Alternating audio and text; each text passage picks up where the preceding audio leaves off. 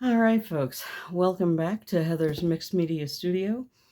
I spent most of the opening Olympic weekend, Super Bowl, that whole weekend, quite ill, in fact. And so I didn't really do much in the studio. I definitely didn't have the brain to film anything, and I'm still not quite 100%. But I did want to put some content out here, show you guys a couple of the things I've been working on. I've still been working in my little reluctant art journal. Let's see. Y'all haven't seen this page yet, so that happened. I was trying to get a good positive print. I'm sorry, negative. It's the negative print of this particular stencil. And I've tried it a couple different ways, a couple different times, and I cannot get a clear shot of this to save my life. And you can see where I've done a couple different tries. I am trying to get this effect, but I want it to come clean, and you can see where the paint bled through here. I had to draw the squares in where they're really clean and really obvious on the stencil. I cannot get a negative pull of that to save my life, so I'm gonna keep working at it. I'm gonna make this stencil work for me. It just hasn't yet. So anyway, that's what that was all about. And I did a cute train thing because I thought it was cute. So that's a positive of a stencil in the background there. This is the negative of a stencil here. And these are a bunch of stamps that I had so that I could make it look, all green and cute. So yeah, that's the stencil again. There's a little bleed underneath it, but, not bad. I did gesso that page and this page before I started, just so that it wouldn't be on brown paper. We'll see if I keep doing that going forward. I might try this as a gel plate pull in the future. I just haven't yet. So that's what happened in the tiny journal. I think I did another 2 rugs since the last time we looked at the UPC rug project. I call them rugs now because why not? So that was the first one. Liked that all right. Did one in the Roy G. Biv because why not? And then did one that I hope kind of had a sunset look to it. I was aiming for the yellow, orange, red going up into violet and then dark blue like you get in how a sunrise sunset sort of looks. I think it did okay, but it's so close to the Roy G. Biv, and I didn't expect that. The only difference is there's no green. And I guess the colors are ordered a little differently. But anyway, these two are distressingly similar to each other. So yeah, still working on that little tiny project. So got that going on.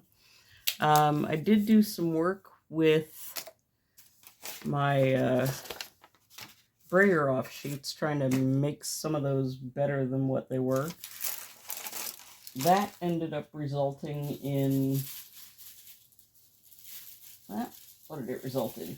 It resulted in a couple of wet strength tissue paper things that from where stencils got worked with, and that was doing some stamping. And so these are becoming a whole nother pile of things I create now, whether I mean to or not.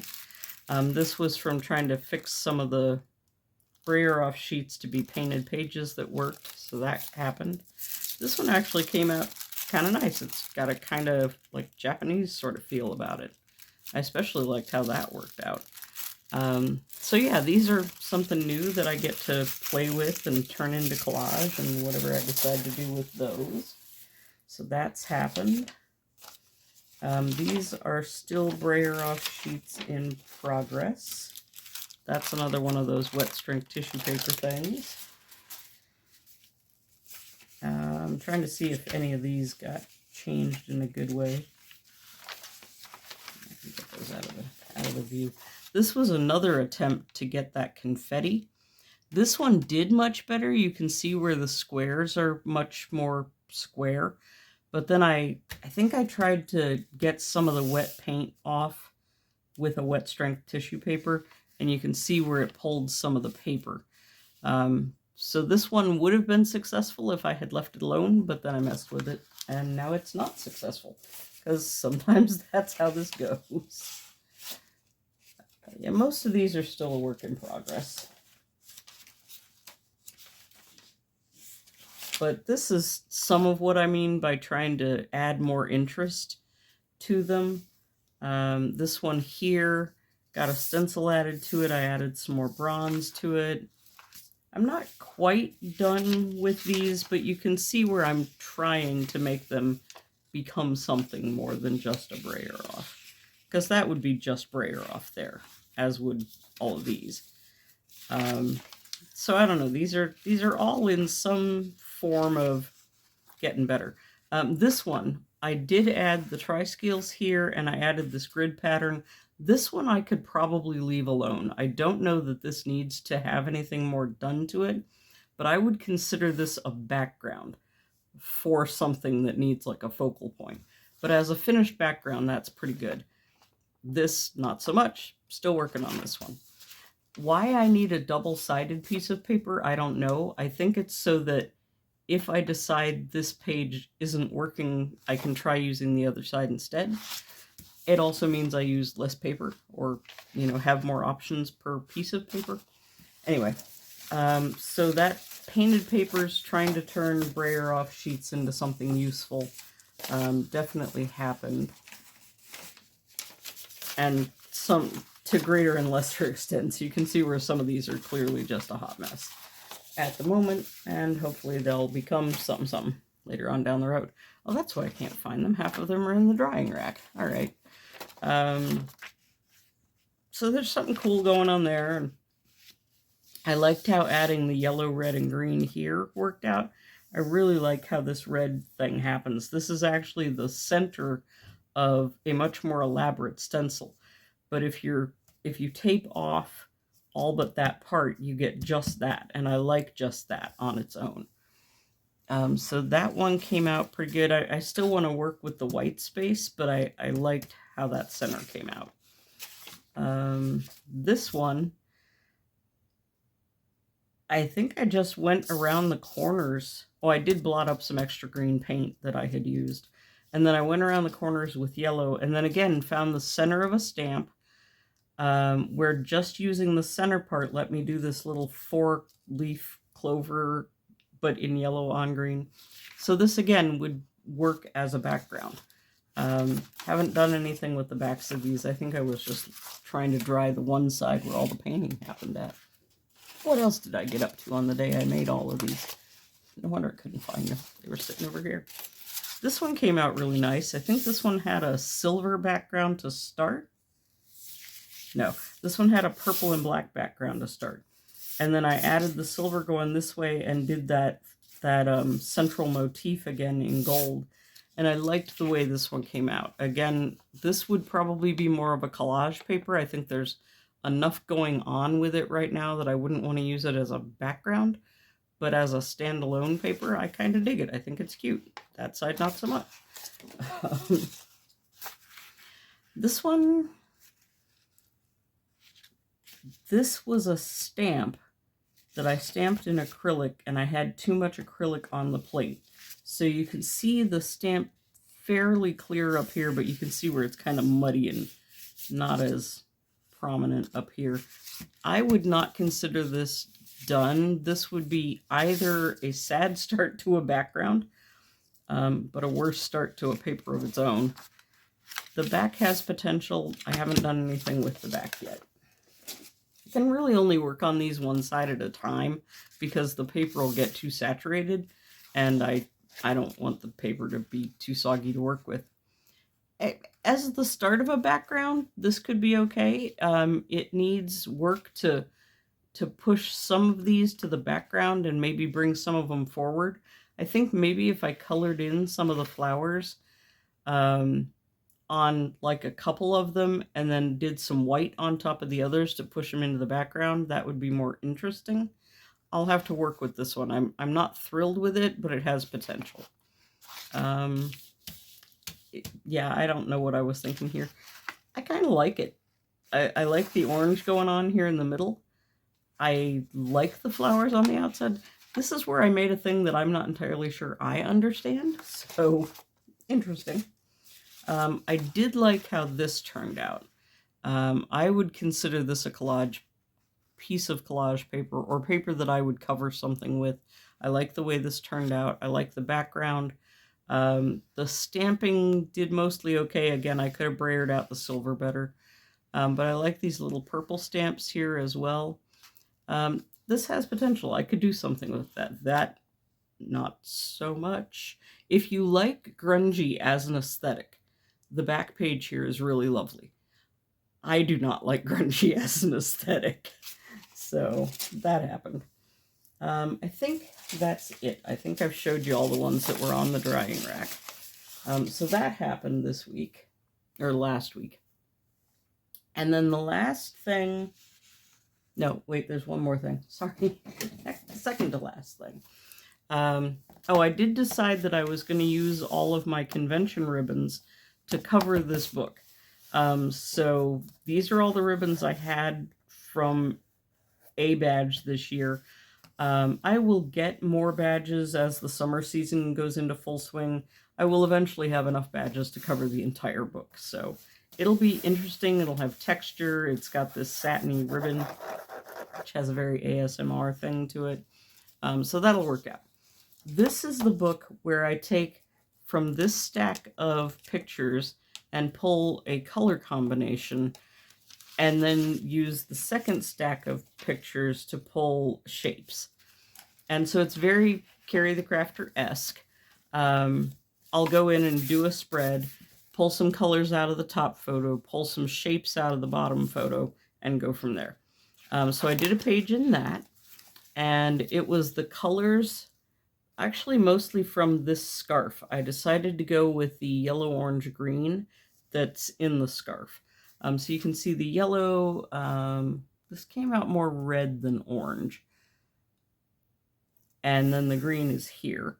And then I pulled shapes off of this church spire. So we've got the circles here. There's some straight lines in these louvered portions. That's these here. I did some of the circles in green because there were two different sizes of circles. So this is that same kind of idea. And a lot of this for me is just learning kind of what shapes can I work with, what colors can I work with. It's very much an exploration of shapes and colors. And I've decided I don't care that it's got the grid marks in the background. I'm just going to leave those there because they're easy enough for me to ignore. I might have a harder time working on the diagonal in this book because of the grid, but that's okay. We'll see how it goes.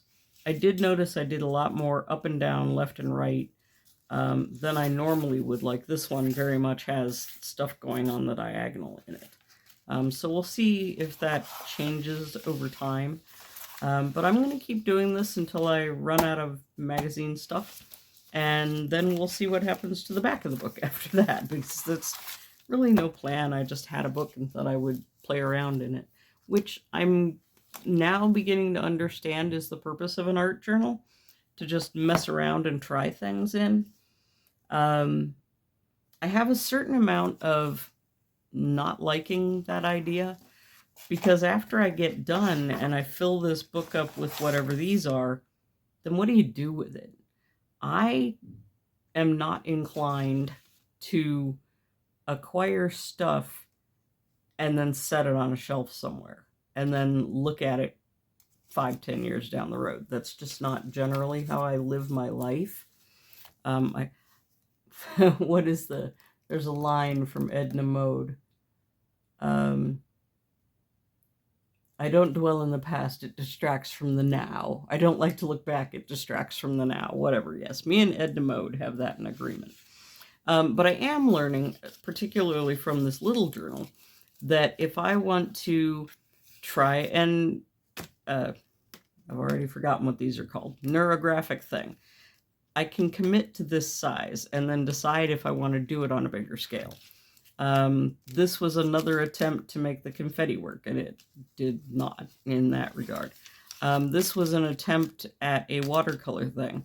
What I learned in here from this little watercolor thing is going to let me do this again on a bigger piece of watercolor paper that will cost more money because watercolor paper is not cheap. But I made mistakes here, so I don't make them on a bigger scale. this let me play around with an idea, and it was also just I needed to decompress in the moment that I made this, and so it was just a way to put paint and color on paper that didn't mean anything or need to be anything. Um, Similar to this let me play around with that new stencil and decide if I could make various photos or pictures from it. So it's a safe place to play. And at this scale, I don't care. I can throw it out. It doesn't matter. But it also occurred to me that on free paper like this, or like all the brown bag journals I made wherever I stored them at, it's free craft supplies, so why not go to town on it, you know? And it doesn't have to be anything. It doesn't have to mean anything. It doesn't have to be sellable. It doesn't have to be something I can frame and give away to strangers.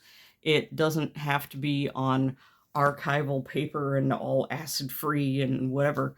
And these are things I think about when I'm making bigger pieces.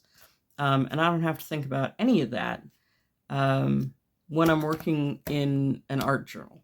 So my brain is still learning kind of what art journals are for and what they're about and what their purpose is, and more importantly, what their purpose is going to be for me going forward in my own life. The last thing that I made, and that'll be the end of our show and tell video, I recently purchased a train stencil.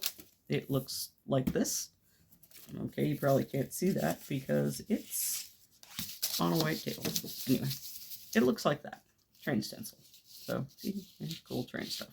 Anyway, I actually have bought 3 train stencils. That's one of them.